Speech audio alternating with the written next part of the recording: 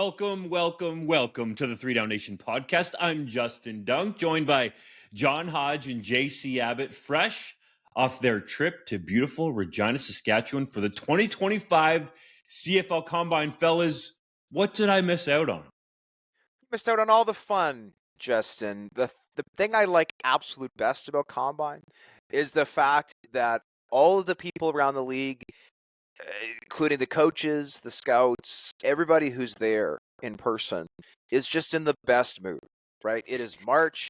They are relaxed. They are gregarious. They are friendly. Well, actually, that's not true. There was one person who wasn't very friendly. But by and large, everybody else was super friendly. Who was it? Super nice. Oh, we're about to talk about him in the opening segment. So we'll leave it for that. But just about everybody else was super kind, responsive, respectful, which was great. It's always nice to chat with personnel people, with coaches when they're not under the stress, right, of trying to get that win that next week. And March is a great time to do that. So I was super thankful to all the CFL staff members, all of the volunteers who helped out with this event. That's something that one CFL staffer mentioned to me, is when they come to Regina, they get amazing support from the volunteer community. So shout out not only to the staff members, of course, who did a good job running this combine, but all of the volunteers who helped make it happen and give the athletes there an opportunity to shine, and give coaches and personnel people the opportunity to do some really valuable evaluation ahead of the 2025 CFL draft. Yeah, it was an extremely well-run event this year in Regina. Every year they do this format. I think they tweak it a little bit more and they perfect it a little bit more. This was the best that I've been to, and to Hodge's point, I probably fill my yearly quota of laughs just in Combine alone. It is a riot at times with all the people we get to see, with all the smiles on everybody's faces. So it's my favorite event of the entire year. The big three are a large source of those laughs every year, fellas. I would imagine that was no different in 2025. The big 3DownNation. That's what we're calling it. If you know, you know. Let's get to it, boys. We're discussing risers and fallers from the CFL Combine that you two took in live. The Toronto Argonauts finally confirming their coaching staff. 2 2025 CFL draft prospects earning invitations to local NFL pro days. Trey Lance, yes. Trey Lance being added to the Saskatchewan Roughriders negotiation list. A Canadian offensive lineman retiring at age 25. Demario Houston's domestic violence charge being dropped. And the University of Guelph unveiling a new logo. Yes, it is newsworthy, even to those who don't want to hear it. But first, Edmonton general manager Ed Hervey caused a bit of a stir at the CFL Combine when you asked him about comments Eugene Lewis made after signing with the Ottawa Redblacks. The quote that stuck out was Hervey declaring, quote, "I don't know any superstar players in the CFL," close quote. That led to the CFL Players Association formally requesting an apology from Hervey and sending letters to the league office and Elks president Chris Morris. Dunk, what are the takeaways from this situation? just stunned, man. Like, I couldn't believe when he said it. And for anybody in the CFL world, I can't imagine you haven't, but if you haven't read his comments, we have the full piece up at 3DownNation.com. Just Google Ed Hervey and superstars, and I imagine it's going to come up if you want to find it really quick. So the genesis of this was I was asking Ed Hervey about the lack of communication with Gino Lewis, because Lewis had come out in the media and said, I believe it was on the Sports Cage in Regina, Saskatchewan, 620 CKRM, that Ed Hervey did not even talk to him throughout the entire free agent process. So I wanted to give Hervey a chance to say his side and share his perspective on it. And at the start, it seemed like it was going to be a quick answer based on his words, but then there was a lot of context there, which we appreciated at the CFL winter meetings when Hervey talked about his potential approach with a player like Eugene Lewis. And then even in this instance, where Hervey was explaining the process of him talking to Lewis's agent, but not actually Lewis himself and then providing further context, at least for his line of thinking. Sometimes, and this happens a lot to you, Hodge, in Winnipeg, you can ask a question to Mike O'Shea and he doesn't say very much, which I can understand why, because then you potentially don't get yourself in hot water like Hervey has with a lot of people that love the Canadian Football League. But I think from Hervey's standpoint, when you do provide this context, it helps people get a better grasp of what you're doing with the football team and the decisions that you're making, especially being a general manager. So I appreciated a lot of it, but what the CFL world did not appreciate was Hervey stating that there are no superstar players in the CFL. He later sort of backed it up in terms of what his definition of a superstar player would be, or a superstar person. And really his list is Michael Jordan and Muhammad Ali. Now, my definition is different. All due respect to Hervey, when we talk about these sports conversations, we're all going to have different opinions. To me, when you talk about guys like Muhammad Ali and Michael Jordan, those are global icons. When we're talking about a superstar, it's a superstar in the space or the league that you're talking about.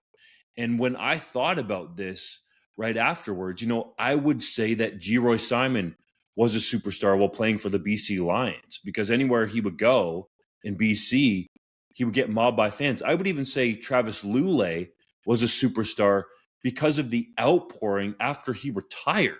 JC, I'm sure you can speak to that even better than I can. I would say Warren Moon, going back in the day, was a superstar. For me as a young kid, Doug Flutie was not just a superstar, he was superhuman. But this is all just, to me, the real issue that I can see people having, and specifically players in the league, are the ones with the Edmonton Elks.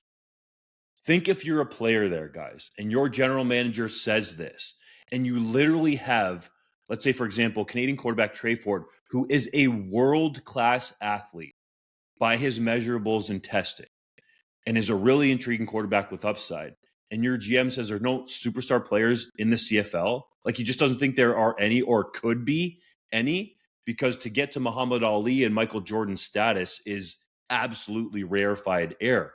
It, I would think, would make you question who is your boss. And I think that's why the Canadian Football League Players Association came out asking Hervey for an apology and sent letters to Morris, as you mentioned, and the league office, essentially condemning these comments, because it's, I can't think of the right word right now, fellas, but it doesn't help the league business, for lack of a better term. Well, it hurts the branding, right? It hurts the image of the league when somebody who works within the league for a team as a general manager makes a comment like this. And as you laid it out, Dunk, essentially Ed Hervey's definition of a superstar is one of the most 15 famous people ever to live, which I think is a very narrow definition of superstar. But it's Ed Hervey's definition of superstar. And by his definition, I would agree with them. There are no superstars in the CFL. There's never been a CFL player who's reached the prominence of somebody like Muhammad Ali, like Michael Jackson, some of the people he listed. Technically, if we want to get semantic, and I think that this argument unfortunately has come down to semantics, you could argue that The Rock is in that category, and The Rock did in fact play in the CFL, so that is at least one person who's maybe on that level, but The Rock is not known as a CFL player. For the record, I looked up the Merriam-Webster dictionary, and this is going to be a very exciting podcast, gentlemen, because I'm about to read from the dictionary. You're welcome to all of our listeners. If you're operating heavy machinery, please be careful not to fall asleep. The definition of superstar is a star, which, by the way, is a terrible start. You should not start with part of the word that you're defining in the definition. That feels really redundant. Merriam-Webster, get better! But their definition is a star, as in sports or the movies, who is considered extremely talented, has great public appeal, and can usually command a high salary. And if that's the definition for Merriam-Webster, then I do think that there are several CFL players who fit that mold, right? I would put Trey Ford in that category. I would put Nathan Rourke in that category. I would put Brady Oliveira in that category. There are lots of players who would fit, active players in the CFL who would fit that definition to me. But I appreciate that, again, Ed Hervey's definition of superstar might be a little bit. Because, no, there are no players in the CFL who, if they were walking the streets of Indonesia or Bangladesh or Paraguay, Hold up. What would be about Brady getting stuck. Oliveira rescuing dogs in Bali? Well, he's in He Bali. might get recognized. Dunk, do you know what country Bali is closest to? Australia. It's close-ish. Close-ish, okay. Admittedly, I had to look it up earlier this offseason. I knew approximately where Bali was, but I didn't know exactly where Bali was. It's just north of Australia, bro. I'm just messing with you, though. It's in the ballpark. It's kind of northwest. But now that I've said that, I'm sure we're going to get comments from people roasting us for our lack of geographical knowledge. Dictionary and geography. We're really killing it so far this episode. But to get back to the point at hand here, I loved how Ed Hervey started his answer with the following quote: "I'm not going to go on a rant. I'm going to answer you as quickly as I possibly can." And then he proceeded to kind of rant. Not as much as he did during the off-season winter meetings in January. The only thing I will say to Ed's credit is, Justin, your first question was specifically asking about Geno Lewis not having communication from the Elks during the free agent period. And that is in line, I think, with what Ed did say in January. He said, "I'm not going to talk to Eugene Lewis because there's no point in me offering him money now if he is just going to go to the market and see what his value is." And Ed more or less said, "I want Eugene Lewis to come back to us when he knows what his value is, and then we can see if we want to match it, and if not, we'll part ways with a handshake."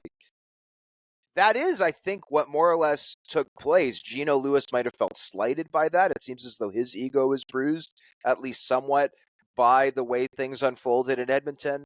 But I also don't take issue necessarily with how Ed Hervey went about his business. He made it clear he was not prioritizing the receiver position, at least for American players, and he didn't do that. So I don't necessarily have a problem with what Ed Hervey did along the way with his actions. The thing that I think is very head-scratching is some of the way in which he explained these actions after the fact. I've twice asked him about his contract status before, once when he was in Hamilton, once at Edmonton, and both times he just refused to answer the question. So I know that he is comfortable with simply saying to members of the media, "I'm not answering your question," which is like, okay, fine. That's a bit of a kick in the butt, but whatever. I'm not entitled, right? The media's not entitled to having any question we ask answered. And I accept that.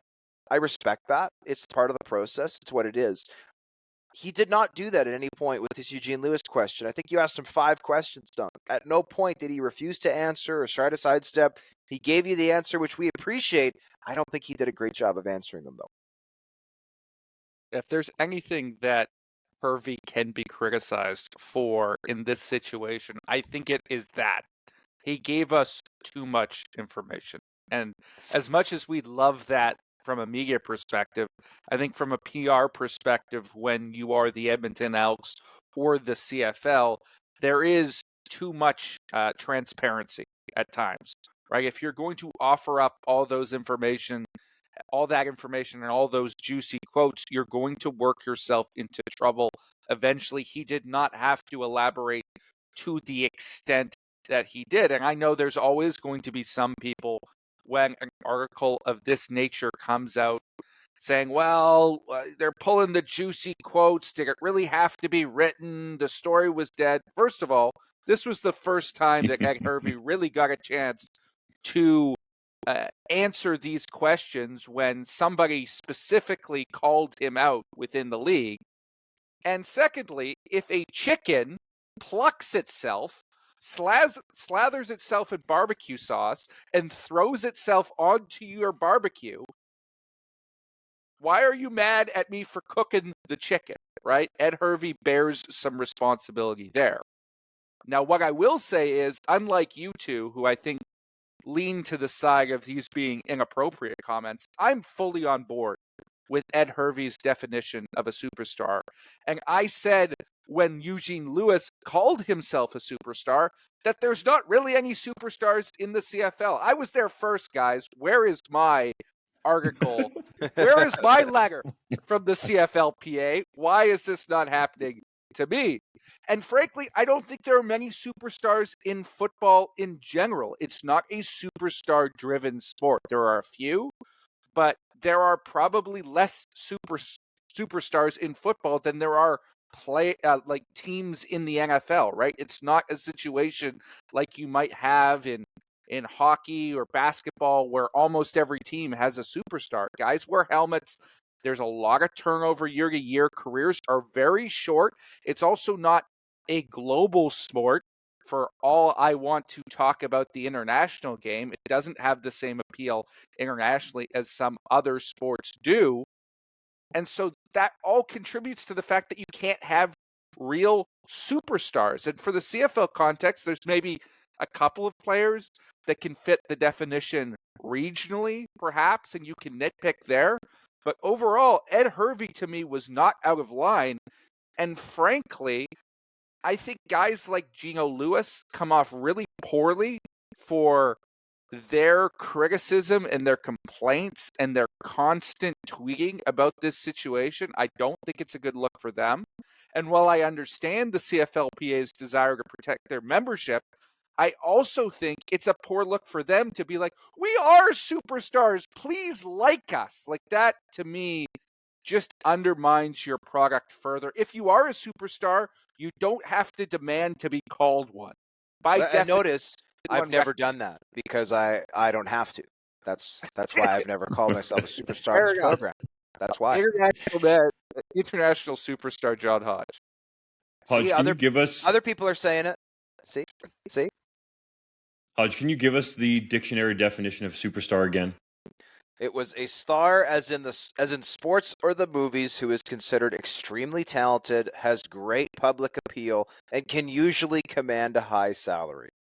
So to me, that in and of itself is a definition of a superstar in the genre, sport, or league that you're playing in. So that's where I just feel like this debate is great. Is there U Sports superstars then? Is there superstars in your local rec hockey league? Yeah. Like there's all-stars. My definitions are different, though. Like I said off the top, there's global icons when you talk about Muhammad Ali, Michael Jordan, Michael Jackson, that list, however you want to go. But I think there are superstars within a league or within a space or realm or however you want to describe it. I'm just saying that this debate, I think, is one that is great. And honestly, the Canadian Football League should send some flowers to Ed Hervey, because as much as we love the draft, fellas, he has made people talk about the CFL in a passionate way in a time that is usually pretty dead, as we know from a news standpoint, around the Canadian Football League. And there are some people that will tell me personally that, when the Grey Cup is played after that, it seems like the CFL goes dark, and even their broadcast partner, TSN, for the most part, goes dark in the offseason. They do cover it here and there, so I'm not necessarily throwing shade. I'm just telling you what I've been told. So I think the CFL should commend Ed Hervey for these comments, because it has created a unique debate around the Canadian Football League, and everybody's entitled to their opinion. I respect what JC said. I don't necessarily agree with it because my definition is different. Like I said, when I think of a superstar, I think of that person within the given league. Like there are stars in my nephew's hockey league because they're the best players in the league. I don't necessarily want to say they're superstars. I don't want to take it to the level. But I think when we're talking about pro sports and specifically the CFL, that there are superstars. Darian Durant, I've seen it firsthand. Anywhere that guy goes in Saskatchewan that I've seen, he's mobbed for autographs still.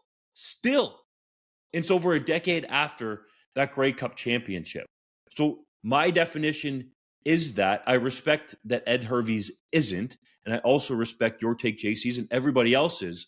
But honestly, like there's some people calling for Ed Hervey to be fined, which I can also understand that as well, because you have McLeod Bethel-Thompson, who was a quarterback with the Elks and has been in this league for a long time, who criticizes officials, and he's been fined multiple times, and he's been fined for bringing the league into disrepute or whatever the fancy word was that they used. Well, how is this not similar in a way if it affects the business?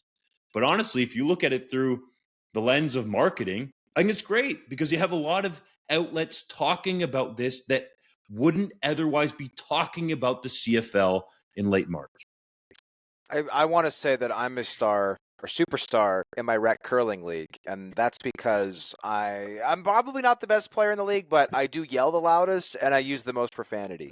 So people know who I am. They know But you're who not I skilled. Wasn't superstar part of the definition being skilled? Oh, wow. am.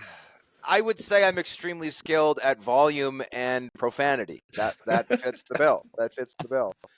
The other thing I'll add here is that the two examples that Merriam-Webster gives for superstars are Madonna and Puff Daddy. And I think in light of recent reporting, we should probably update the second one, maybe to a different individual.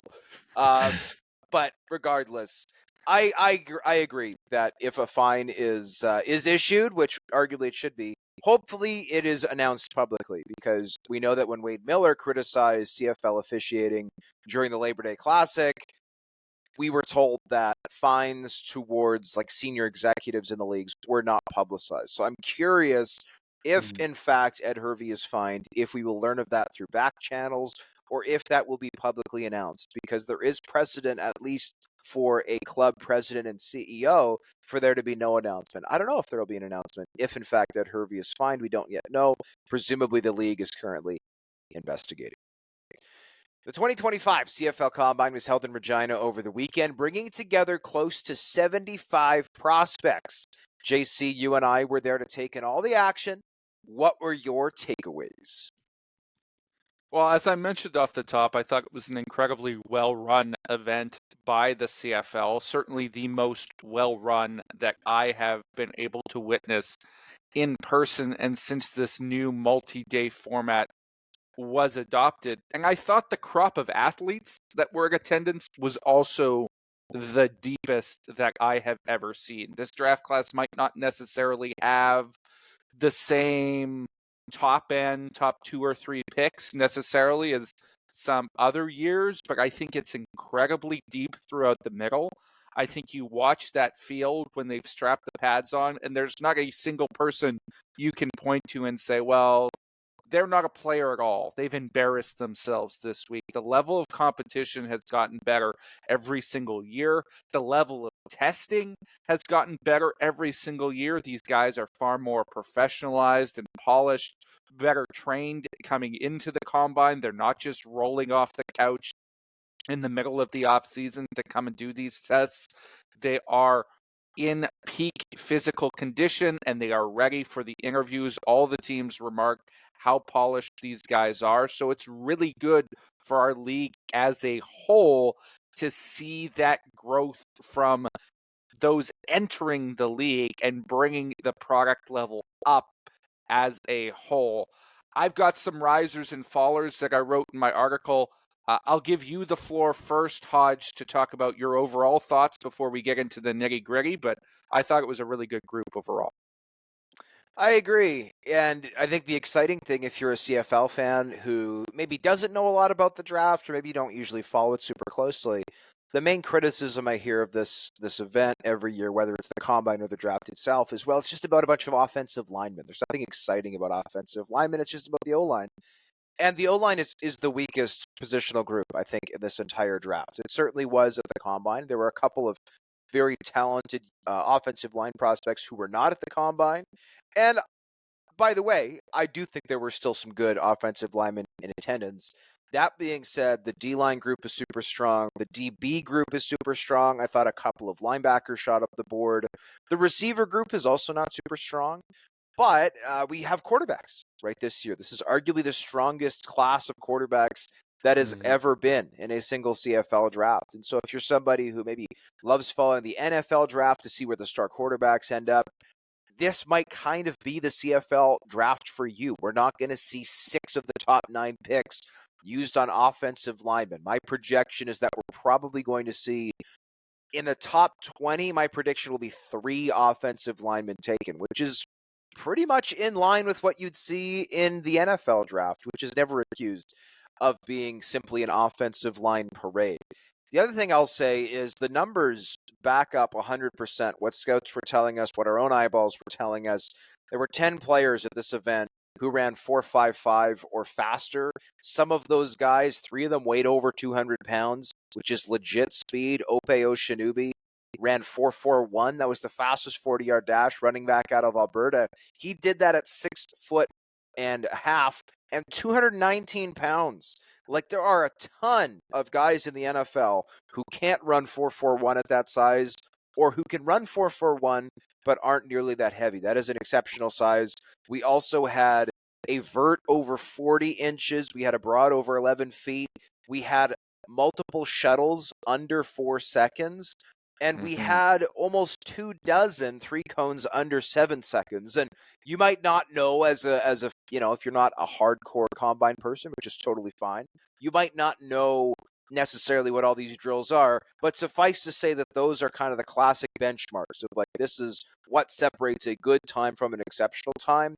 And we had prospects hitting all of those benchmarks, including Max von Muldorfer, who put up 34 reps on the bench. That's not like a crazy, insane elite number, but it's a very, very good number. And there were multiple players who did over 30 on the bench. So I thought this was the best conditioned group of athletes I've seen at the Combine. This is the most athletic group overall. And I think that bodes well for the future of Canadian talent. You know, talking to talent evaluators, I think coming out of the pandemic, there was a little bit of a lag effect where guys had clearly not spent as much time playing, as much time in the gym. And to me, it showed that this group had a full 4 years, right? This group was in college from 2021 all the way to 2024, and getting those true 4 years in the gym developing. I think we're starting to see that rising tide, and hopefully it continues into 2026 and beyond.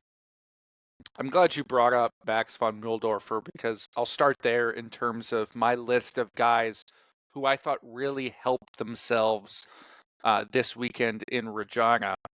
Going into this process, I saw von Muldorfer as, you know, certainly a very competent player, but lacked a little length, didn't have a whole lot of pass rush upside, maybe a bubble late round pick. I think he is almost certainly going to get drafted at this point, and may go in the mid rounds, because athletically he showed things that I just didn't expect from him. Not only the 34 reps on the bench, I think if there was one thing you were going to bank on, it was that he was going to be strong. This is a guy who won the gold medal at the Junior Pan American Championships for weightlifting in 2023, a 4-time Canadian national weightlifting champion. The dude is strong as a bull. But then he goes out at 290 pounds, and he goes 34 inches in the vertical and 4.96 in the 40, along with really good results in all the other tests.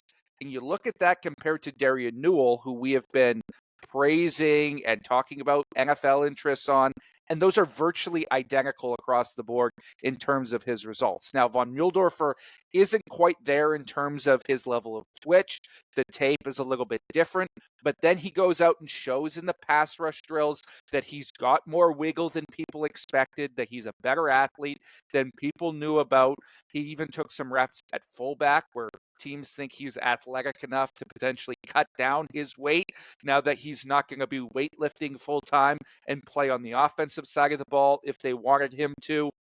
I think he really helped himself overall this week. He was my biggest winner by far, and there was a lot of guys who I thought helped themselves.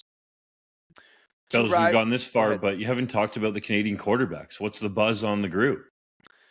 I think that the hope was that one of the two quarterbacks, it was Jonathan Senecal and Arnaud Desjardins of Montreal and Laval, respectively. Funny, by the way, that they were at the Combine together, considering they've played the last 4 years desperately trying to outdo one another as part of one of the best rivalries in Canadian sport. And I thought both of these guys tested really well, better than I thought they would. Jonathan Senecal, 6'1.5", 201. He ran a 4.68, which is legit. He also had one of the best shuttle times, which I think speaks to his elusivity in the pocket, his ability to make guys miss, which of course we saw on full display with the Caravan.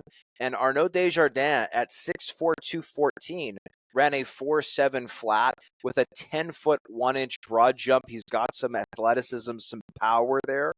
Unfortunately, on the field, I don't think these guys cemented themselves as CFL quarterbacks. Do I think both will be in a camp this year? Yes. I thought Desjardins maybe looked a little better through the air, but given what I saw myself and speaking to some sources, I don't think these guys disappointed, but I also don't think they blew the doors off. If either guy was looking to take that step and go from, let's say, a round 7-8 pick to being a mid-round pick, joining Taylor Elgersma out of Wilfrid Laurier and Curtis Work out of Indiana as two top quarterbacks, I don't think they did that. I don't think their stock necessarily went down, but I don't think their stock went up. Yeah, I wouldn't have them pegged currently as draft picks. I think the overarching theme of the conversations that I had with sources was these quarterbacks are better than anything we've seen in recent years. They're still not good enough, though, right? These guys still aren't quite at the tier where you're going to be spending draft capital and bringing them in for a legitimate shot. The two guys who weren't there are absolutely in that category, but Senecal and Desjardins, you're hoping to bring them in as an undrafted non-counter, as a camp arm, that type of thing. Two guys I do want to highlight as risers. Again, the two weakest positions in this draft arguably are offensive line and receiver. So I've been looking at who can that riser be at both spots, because the top two receivers are certainly Keelan White out of Montana and Damian Alford out of Utah. Mhm. The rest of the receivers were at this event, and to me, the guy who helped himself the most was Ethan Jordan, who put up over 3,000 yards at Wilfrid Laurier. I think some people came into this event going, okay, obviously Ethan Jordan had a great collegiate career, but that has a lot to do with catching passes from Taylor Elgersma, maybe less to do with his own success. Well, he weighed in at 177 pounds, which is 12 pounds heavier than he was listed on Laurier's website, and he ran a 4.44 40-yard dash, which is very good even for someone as light as he is. There are a lot of receivers in the CFL who play, Americans as well, who play at close to 177 pounds and do not run a 4.44. I thought he helped himself there.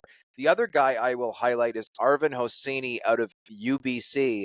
I think after Tiger Shanks, a recent addition to the draft, the offensive line group kind of needs that guy to pop off. Eric Anderson out of Western could have been that guy. Unfortunately, he suffered a concussion on the first day of on-field drills, which regrettably I think will lower his draft stock. Arvin Hosseini not only tested well, he was by far and away, in my opinion, the best O-lineman in the one-on-ones. I think that he certainly will be moving up people's boards after Combine, especially, again, considering that those positions will be at a premium just because there's not nearly the depth that there are at some of the other spots, like defensive line or defensive back. In terms of some guys who may have hurt themselves, I think you can easily look at some of the poor testers, guys like Harold Masson out of the University of Montreal, guys like Jahari Hastings from Wilfrid Laurier as people who may have tested themselves out of the draft.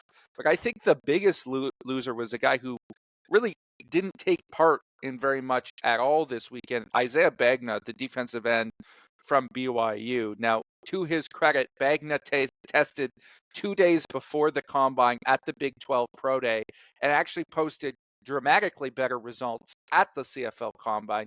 Guys typically don't test on that quick a turnaround, so kudos to him for doing that.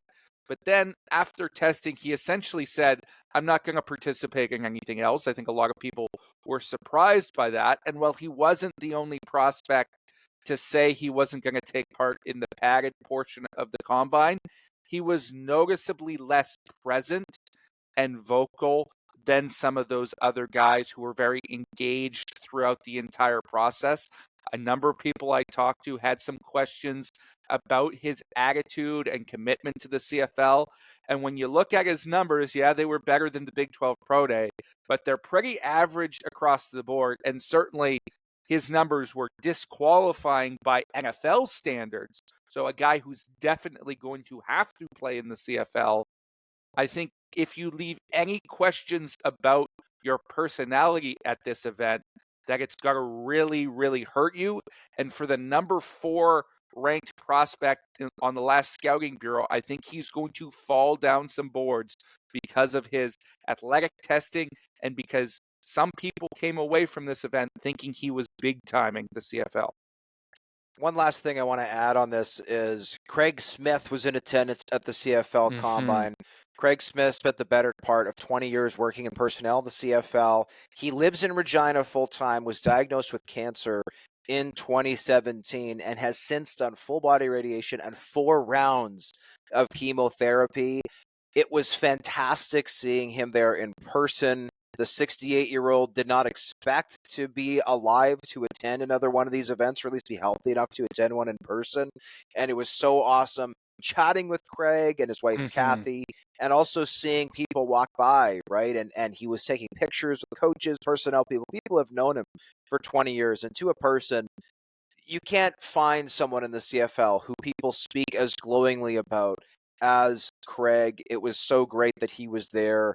And if you haven't already, please read Rob Vanstone's article on Craig being at the Combine. It's a great article, and it's about a great guy. So it was awesome to see Craig Smith there, get the chance to catch up with him. As we all know, cancer is a terrible, terrible disease that has claimed far too many far too soon. It was great that Craig is kicking cancer's ass and was able to show up at the Combine and enjoy the festivities with everyone. It was great. Yeah, on that note, it was my first time actually meeting Craig in person, and he's somebody that I grew up idolizing because, similar to myself, when he was at UBC, he got his start in football coaching Pee Wee at the West Side Warriors, which is exactly the same thing I did. So when I wanted to get involved in football, Craig Smith was the guy I had circled. And I only ever met him once on a Zoom call waiting for an interview on the Rod Peterson show, and I had mentioned that story to him.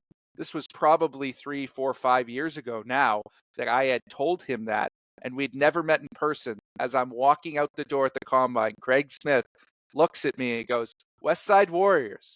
And we had a nice little chat. So could not meet a nicer guy.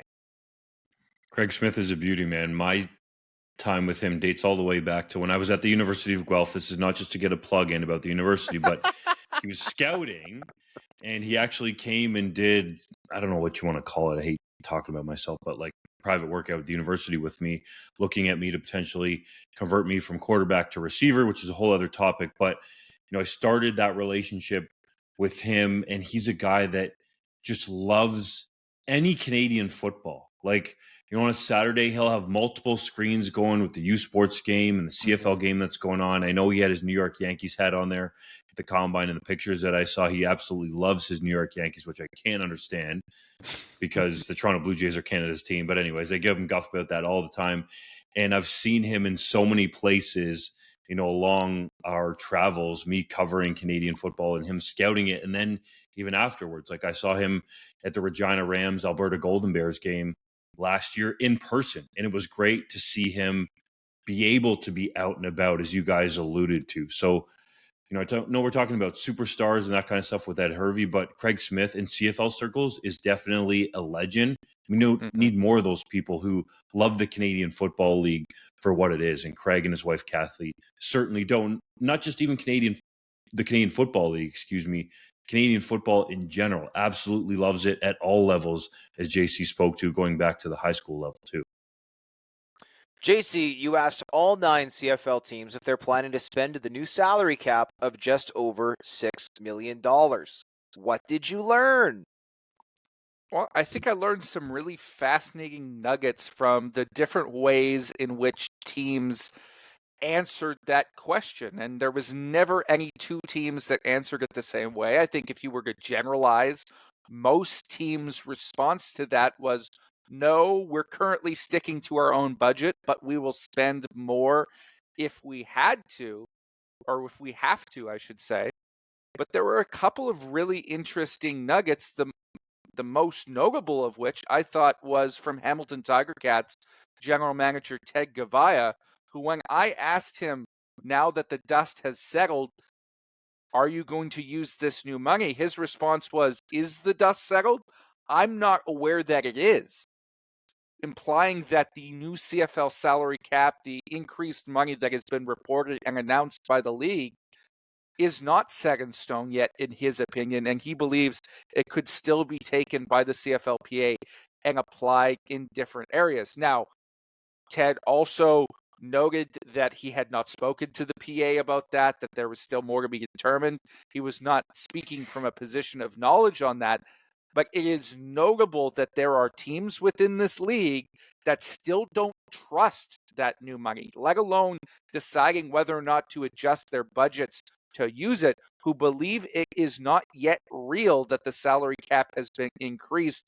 Here we are, a month basically from the start of training camps, and there are teams in this league who are not certain about the salary cap. That is a truly shocking situation.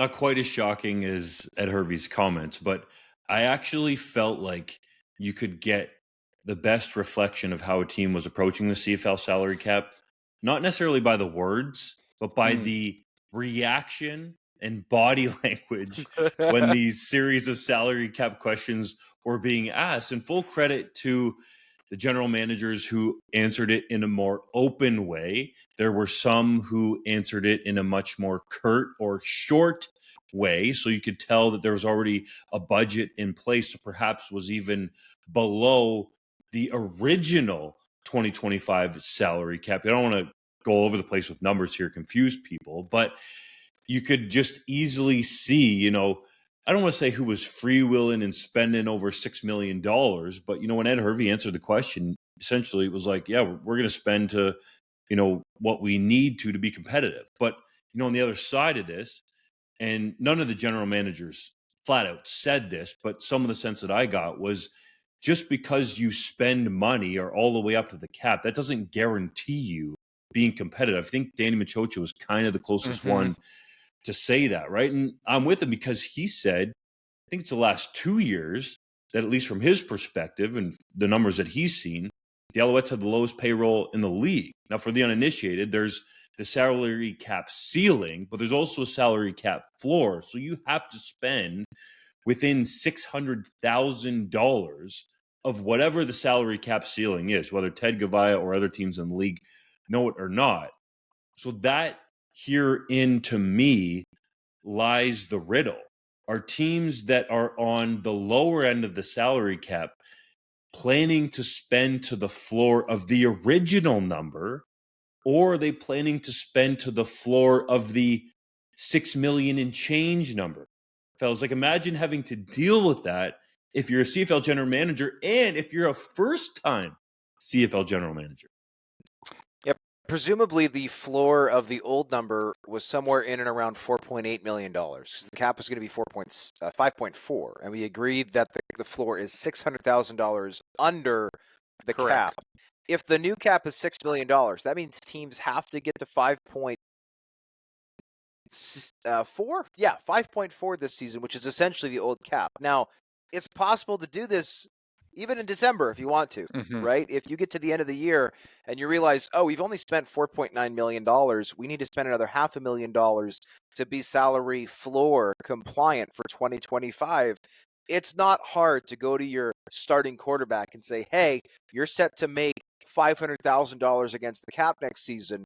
We would like to sign you to a fresh contract right now that gives you a $300,000 signing bonus, and we'll pay the rest of your deal out in salary, playtime incentives, whatever. So I do expect, depending on how the money shakes out this year, to have a slew of veteran re-signings and restructurings in late November and December as some teams get floor compliant. Though, as JC laid out, there are some teams who apparently don't even know what the cap is, which is wild considering that it's 2025 and not like 1968 in the Wild West of all things CFL. It is wild how little direction there seems to be in this regard. My expectation is also that we will see the teams spend later in the calendar year rather than spending it on players early or adding pieces now. If you're going to get up to that cap ceiling, it's because you're going to be taking re-signings for 2026 or restructuring contracts for 2026 and putting that money, that signing bonus money, against this year's cap with the extra space that you have. Teams like Saskatchewan, I think were very clear about their intention to do something of that nature, with Jeremy O'Day, I think, being among the most definitive in saying that, hey, when this initially happened, it didn't change our plans in the short term, but in the long term, we intend to spend all the money that's available. I think that's an indication that that will be their strategy, but there's other teams who simply have not shifted, right?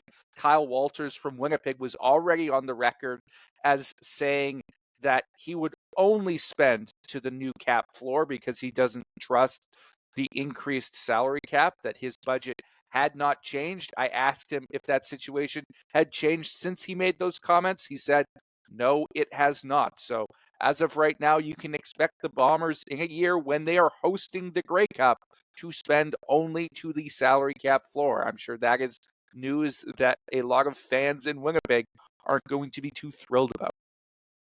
You can tell by the reaction on social media. And how different is it, the juxtaposition, fellas? You have the BC Lions spending whatever Amar Doman wanted to spend on the team and the Grey Cup Festival and everything else, which is great, in a year where the Lions were hosting the Grey Cup in Vancouver, and then juxtapose that with the Blue Bombers in a year where they're hosting it, are looking like they're just going to get to the floor. Now, that doesn't necessarily determine whether you win or not. Just ask, Rick Campbell in BC.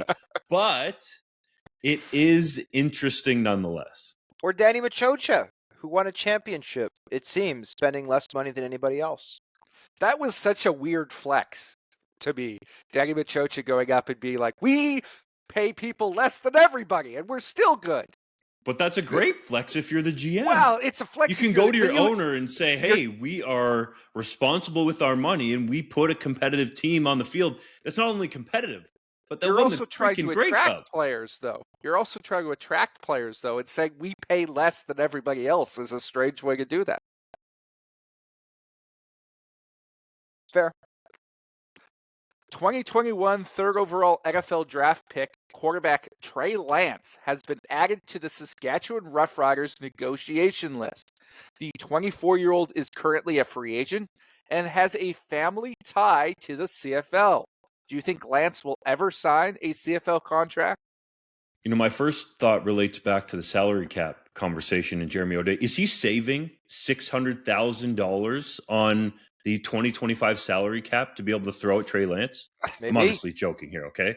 Maybe. Do I think that Lance will ever sign a CFL contract? That, quite honestly, as much as I would love to see how that would play out, is at this point a long shot for a number of reasons. Top among them, Trey Lance has earned approximately $34 million while playing in the NFL.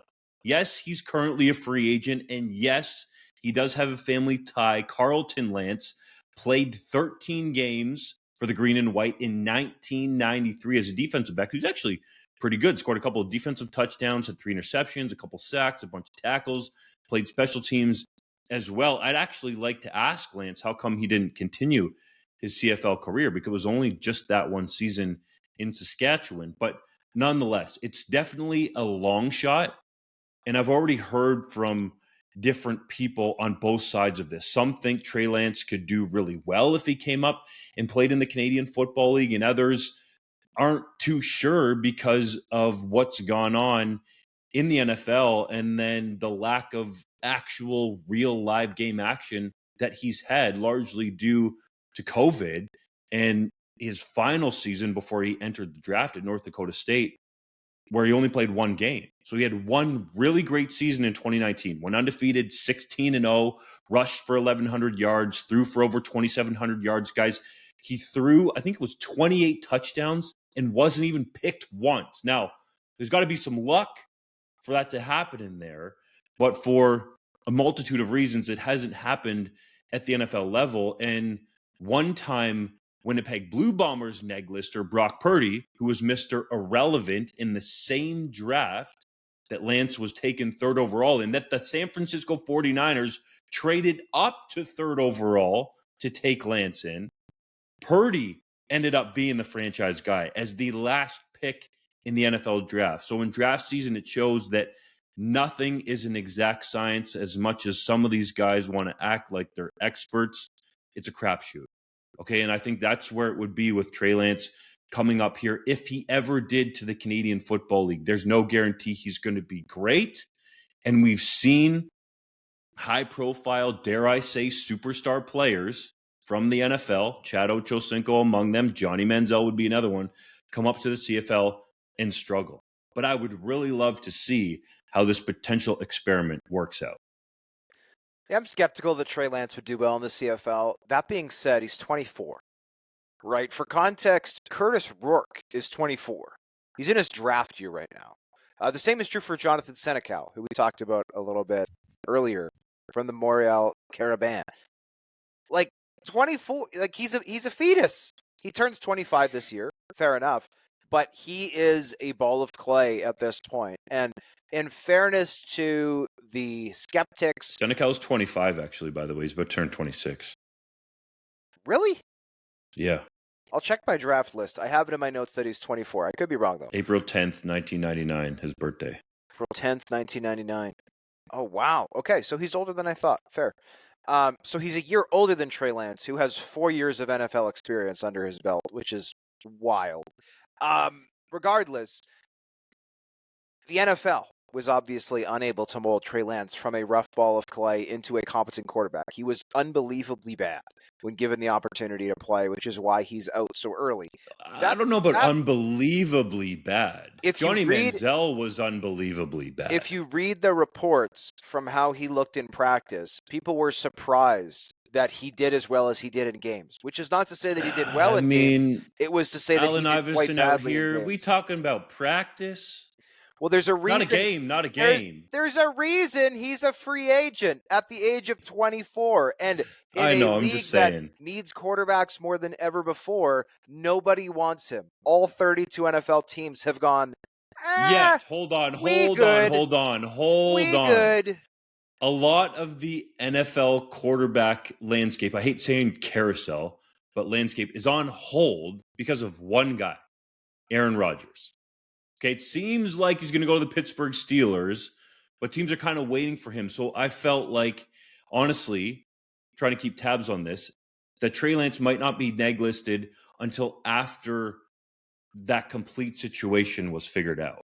But if I still think there's a chance that Trey Lance could get signed. But if there's a team who thinks that Trey Lance has really any chance of being a franchise guy at any point in the future, you think that they're going, well, we could sign him right now, because nobody else wants it. But you know what we really have to do? We have to wait for the delusional 41-year-old nut bar to go to Pittsburgh, and then we'll pounce. Like, I'm saying it was holding up other potential moves, right? Like, Russell Wilson did sign with the Giants. We probably shouldn't talk too much NFL here, but there was a holdup for a little bit. And I do see your point. I'm just providing some balance. Bottom in the market holdup. I don't disagree that there was a holdup. I just have a very hard time believing that there's an NFL team or NFL teams waiting with bated breath. They've got the contract drawn up. They're like, oh my God, we need Trey Lance, but we can't do it yet because who knows where Russell Wilson's going to go? Like, I don't see that.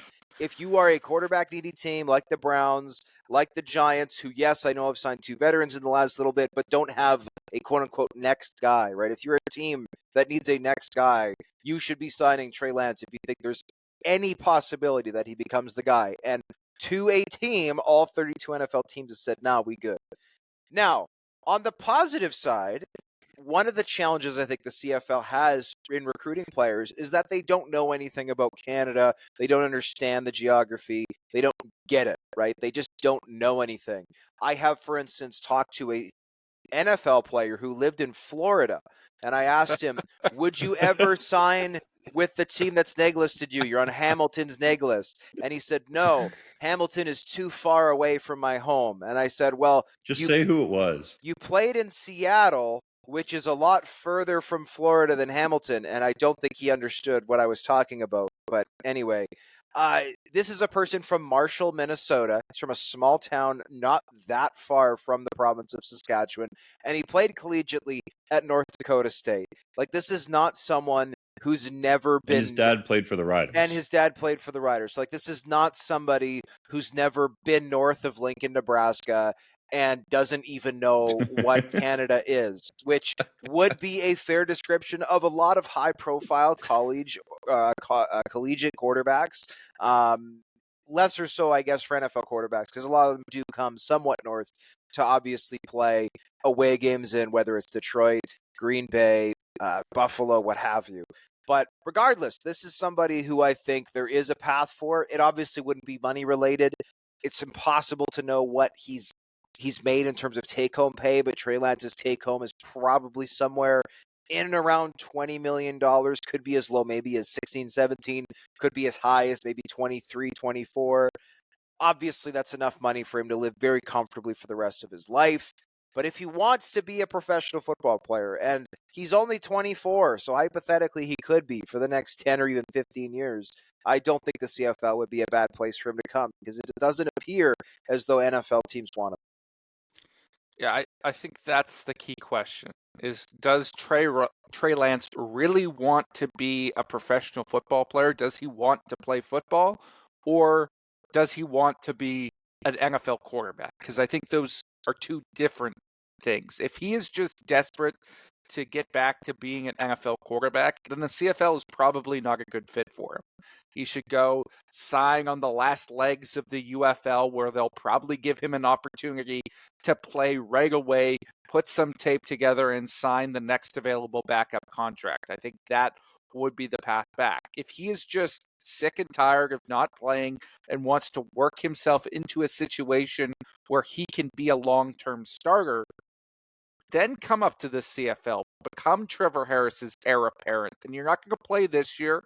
You might not even play next year, but in 2 seasons, 3 seasons, you can develop into somebody that they give the reins to. Does he have the patience to do that on a CFL salary? I think that is the question that has to be answered if the Riders have any communication with him, because a lot of people don't, especially when they've earned the type of money that he has already earned. And it is very different to be in love with being an NFL quarterback compared to being in love with playing football. So that right there is the key question in terms of where he's going to end up. Do you guys remember in 2018 when Josh Freeman came up for CFL week and then was smoking ciggies outside of a Winnipeg hotel? That memory just came flooding back to me as we were talking about guys just kind of wanting to be. Some guys want to be quarterbacks, and some guys just, I guess I'll keep doing this because I don't know what else to do with my life. Josh Freeman, who was a really nice guy, I did interview him, was I think more in the latter category than the former. That's a great poll. Do we think Trey Lance could fit and play well in the CFL style of game? Yeah, I think certainly his mobility and size, like there are tools there that could make him look like a prime Kogi Fajardo or like a prime Mike Riley when they were able to use their legs and had tremendous arm strength. Does it all come together? I don't think we'll know until he gets a chance to learn that game. But certainly from a tools perspective, he's just as enticing to the CFL as he was to the NFL. Like, there are intriguing things there. Yeah, Trey Lance still has the tools to be an NFL quarterback, right? That's the issue. He's never been able to put the tools together, right? He's he's less than the sum of his parts. If you just look at him in a vacuum, there's a reason why an NFL team traded a king's ransom to move up to 3rd overall to take him, and that's because he has all of these prototypical traits that are so enticing. His flaw is that he has not been able to translate that into any success. So does he have the tools to be successful in the CFL? Absolutely. I think that's true of the NFL. The issue is that those tools thus far, he's just not found a way to utilize them properly. The Calgary Stampeders have made significant improvements to the team's operations this offseason. Not only is new turf about to be installed at McMahon Stadium, but there have been upgrades made to the players' lounge, meeting rooms, and weight rooms. The Flames have taken over preparing the Stampeders' food, which will now include hot breakfast. Hodge, are these improvements enough? And do you think let's just talk about this first. Do you think these improvements are enough? You're not Ron Burgundy. Apparently, you won't just read whatever's put in front of you. I do think that these are a huge step in the right direction. I had a nice conversation with Dave and Craig Dickinson at the end of the Combine, and I do think that they're doing a good job, right? The CFLPA survey indicated that there were a lot of things that players had issues with. We know that players who have left have been taken aback by the quality of amenities or offerings to players in other CFL markets. Dave indicated that the problem with the previous food vendor is that there would be someone who would prepare breakfast the day before. So presumably this meant, I'm speculating here, but from what we've gathered, laying out boxes of cereal, cutting bagels to be toasted and things like that. And Dave, to his credit, admitted that that's not up to the standard that they want. He also said even 5 years ago, the thought of feeding players was not something that was really in the zeitgeist, at least for them in Calgary. But he said at the end of the day, yeah, we're pulling $10 words now. Wow. But he said, in hindsight, he thinks this is a good thing. He said, yeah, we should be treating our players well, and we should be setting them up for success by providing them with proper food and proper nutrition. And obviously, the Flames are going to have good food. I don't know what the Flames eat for breakfast. They've never invited me, but maybe at some point they will. I will also say I am thankful that this story seems to be over now, because I got unbelievably hungry while writing this article, and I got unbelievably hungry this morning while writing about this podcast. And JC's traveled all over the place with me. He knows I'm not a breakfast guy. I generally don't eat anything until maybe You 11 need to eat some o'clock. breakfast, bruh. We've But been over this. But I get so hungry. I want potatoes. I want eggs. I want cheese. I want breakfast when I report about breakfast. So You know for what the would sake be great of marketing? what's that? The Stampeders inviting you to taste test and write about the new food they're going to serve. I would love that. Et voila. That sounds great. Any intersection of food and football is basically as good as it can get in my book. So I'm down. See, the secret, Hodge, is breakfast, I think, is the best meal. It has the best food. But I, like yourself, am not a big breakfast in the morning person. You just have breakfast for dinner. There's nothing better than breakfast for dinner. Get some pancakes on the griddle and eat that up at like 7 p.m. That is the best way to live your life. No, I love you gotta have pancakes. breakfast. I don't understand how you guys don't eat breakfast, and you wonder why you fizzle out at the back end of the day and how I have all this energy. You need to get those early energy bites in you, boys. Come on. I've been telling you this for years. Yeah, you've got like 6% body fat, though, so obviously you have to eat breakfast. I'm 60% body fat. Of course I don't eat breakfast. Fair. Plus, it's not like it's if I woke up hungry, I would eat breakfast. I don't wake up hungry, so why would I eat if I'm not hungry? That sounds like gluttony at that point. But anyway, the Fair. second part of the question was, what do you think the Stampeders will do with their 2 first-round picks? And we believe that they are getting a second first-round pick, as discussed on this podcast from the BC Lions. My opinion post-Combine has not changed. I think the 2 individuals who are in strong contention for that first overall pick for the Stampeders are Keelan White, the receiver out of Montana, where Dave Dickinson is in the Hall of Fame, and who I mocked to them in my first mock draft, which was linebacker Connor Shea out of Wyoming. To me, it makes a lot of sense for the Stampeders to target one of those positions, neither of which are particularly deep, at number 1, because though they really need some defensive line help, just by sheer volume, they're going to have a great defensive lineman to take at 8th overall, if in fact they do end up picking at 8th overall. We should have clarity on that in a week or two. I don't think that this Combine shook anything up dramatically at the top end of the draft. I do think that there could be some big changes, implications to rounds 2 and 3. But for right now, I'm calling Keelan White or Connor Shea to the Stamps at 1, and they go D-line at 8.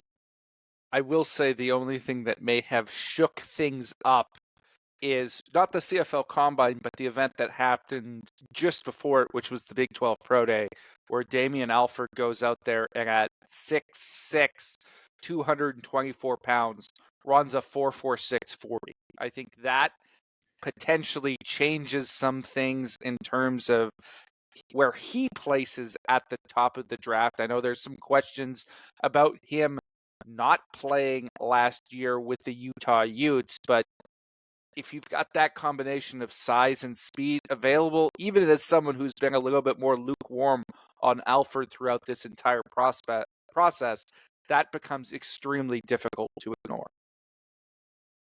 It's now time for Hodge's Heritage Moment. On this day in 2019, it was reported that the Winnipeg Blue Bombers were exploring hosting an NFL preseason game at what was then known as IG Field.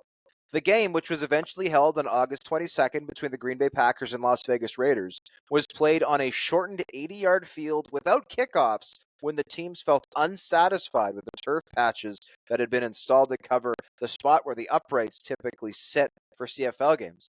A little under 22,000 fans attended the game, leaving the stands around 1/3 empty. We'll start with Justin. What do you remember about this debacle? Well, we talked about Aaron Rodgers already on this podcast. I remember at the time he was the starter for the Packers, but did not play in that game. John Gruden, I believe, was the head coach of the Raiders. I just remember being shocked that this was even a consideration. And then afterwards thinking, like, this is never going to happen again because it was botched so bad. Yeah, it was an absolute disaster of an event. But the thing that's always going to stand out for me when I think back to this preseason game, and I'm blanking on which player it was at the time, but I think it was on the Raiders coming off the team playing with his shirt that said proudly on it, Winnipeg, Alberta. Do you guys remember that? I do. I do. Who was that? Which guy was wearing that shirt? I don't remember. You'll have to Google. I remember Aaron Rodgers wore a Canadian tuxedo. That was back when he was likable. And the other thing I remember, this was not public knowledge, I don't think, but shortly after this, I was in the Manitoba Bison's locker room, and they had this large decal of their logo on the floor of the home locker room. And the Raiders, I believe it was, had ruined it. Like they had stomped all over it with their cleats, and it was pockmarked and dented and miscolored. And they were really upset about it, which, like, yeah, I know you're an NFL team and you probably think of Winnipeg as small potatoes. I get all that. But why are you destroying a collegiate locker room logo? Like, rule number one in the locker room, don't walk on the logo. And it's a really nice big locker room. It's actually bigger than a lot of CFL locker rooms. There's plenty of room to get in there and get your stuff. Like, anyway, so that was disappointing. The Raider in question was then rookie punter A.J. Cole III, who wore the Winnipeg, Alberta t-shirt. That is legendary. And he's now a geography professor at Columbia. No, that part's factually incorrect. Yeah, that was a joke. Let's go to the 3-minute drill. The Toronto Argonauts officially, finally, named Jason Shivers their co-defensive coordinator. Was that a smart hire? It was. Not only does Shivers have lots of experience as a DC, but he's a former geography professor at Columbia, which I think will help the team out. No, that last part was a joke. The question I have here, what does Kevin Iben have to do to get this gig by himself? He just made the Winnipeg Blue Bombers offense look stupid in the Grey Cup as part of a co-defensive coordinator cohort with William Fields. He's now out. Jason Shivers comes in. No disrespect to Shives, but like, can Kevin Iben get a shout-out? I don't understand it. 2025 CFL draft prospects Hayden Harris and Connor Shea have accepted NFL local pro day invitations. Which of those two is more likely to sign a UDFA contract? At this point, I'll lean with Connor Shea because I think his numbers from the Wyoming Pro Day were rather impressive. Hayden Harris has not yet tested. He will have his Pro Day at Montana on April 3rd, and I'm not quite sure he has the NFL size in terms of his girth. He's certainly tall and long enough, but maybe not thick enough. But if he blows up that event at Montana, it could be a whole different equation. The University of Guelph unveiled a new logo for their athletics teams. Is it an improvement over the old one done? Yes, but there's so much more that I want to get into, but I'll spare people who are sick of me talking about the University of Guelph. And yes, if any other of the, 26 football playing teams in Canada I think in it's university? 27. 27? 27 teams that play Canadian university football in this country change their logo. It would be news. We had some reaction on social media saying, is this only because Dunk tries to talk about the University of Guelph all the time? No, it's a logo. It's a complete university brand, but the team plays football. It's a major decision. We would do it for any other school. The Winnipeg Blue Bombers unveiled the theme for this year's Grey Cup. Hodge, can you explain to me what's a Manitoba social? So a social is essentially a party. It's often held at a community hall, and it's often like a fundraiser for an event, including like a wedding. So you have a social, you get drink tickets. There's usually a silent auction So of it's a Jack and sorts. Jill or a Buck and Doe God, in Ontario terms. do you have silent auctions at those? Okay. Do you have kielbasa that gets served at 11:30 p.m.? No, but there's usually a snack. Okay, so yeah, it sounds like that. I don't know what Jackson Does and Jills and I don't know what that is, but yeah, that's a Manitoba social. Manitoba social is the best. You get good music. They will inevitably play "Stuck in the Middle with You" by Steelers Wheel, and it costs like a third as much as the bar. It's way better than the bar. The domestic violence charge against former CFL DB Demiro Houston has been dropped. JC, do you think he'll get back in the league? I don't know that he will, right? And this has been the flaw with the CFL's gender-based violence policy, is they're extremely unclear about what the policy actually is in terms of when a situation hasn't been dealt with by the courts and then gets dealt with, charges are dropped. Will he be allowed back in? Because the Calgary Stampeders indicated during their last press conference that the league pressured them into releasing him, and they're leaving it up to the league to make the decision onto whether he will be brought back. I think the league needs to be clearer on how they make these decisions going forward. The Blue Bombers have not had contract extension talks with quarterback Zach Collaros. Is that a reason for fans to be concerned? I don't think it's a reason for fans to be concerned, but I felt it was a pertinent question because Collaros had been signed to a multi-year, 3-year contract extension in, what was that, fellas? October 2022, I believe, that topped his salary up to $600,000, made him the CFL's highest paid player at the time. He's now been surpassed by Chad Kelly and Nathan Rourke, although it's still pretty close. But I thought, hey, if you got a guy that you really like who's led your franchise to 5 straight Grey Cups, wouldn't you want to start those contract negotiations early? But Kyle Walters said no, they'll likely be dealt with after the 2025 season. Manitoba Premier Wab Canoe apologized for taking a spot on the Blue Bombers charter plane to the 2023 and 2024 Grey Cups. Should he have accepted the seats? No, because the ethics commissioner has the law set in a way where any non-commercial, like any chartered flight that you take as the premier needs to be approved ahead of time, and that was not done. That being said, Canoe did pay for these seats on these flights, so it wasn't like he took them for free, which is why the apology came about. But I also don't think that he should be raked over the coals for this. He did not misuse taxpayer dollars. He just didn't do the proper paperwork ahead of time. And the law stipulating this was written in October 2023. So it was fresh, hot off the presses when Winnipeg went to the Grey Cup in 2023. So it seems like he's learned his lesson, won't do it again. The Edmonton Elks have signed global kicker Toshiki Sato. Could he win their kicking job? I think he legitimately could. It will be an open competition between him, Campbell Fair, and Vincent Blanchard, the 2 Canadians that are currently on the roster. But Sato has spent the last 2 seasons on the practice roster with the Calgary Stampeders, where he has worked very closely with new Elks head coach Mark Killam, who has every confidence that Sato is good enough from a talent perspective to win that starting job. Tavon Campbell, now with the Saskatchewan Roughriders, will likely be the CFL's first Canadian starter at boundary cornerback in over a decade. Is that significant? It really is. You know, when we talk about Canadian quarterbacks, Nathan Rourke and Trey Ford being starters and more opportunities for them, and even Canadian running backs with Brady Oliveira doing his thing, I think this has been lost a little bit in the shuffle. Like if Campbell does indeed start the season at boundary cornerback, and Corey Mace told me that he's the favorite to do so in Saskatchewan.